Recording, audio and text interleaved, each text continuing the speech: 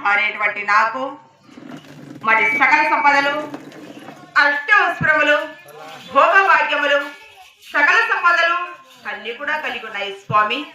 వెనక ముందు 6 మంది కుమారులు కూడా కలిగారు.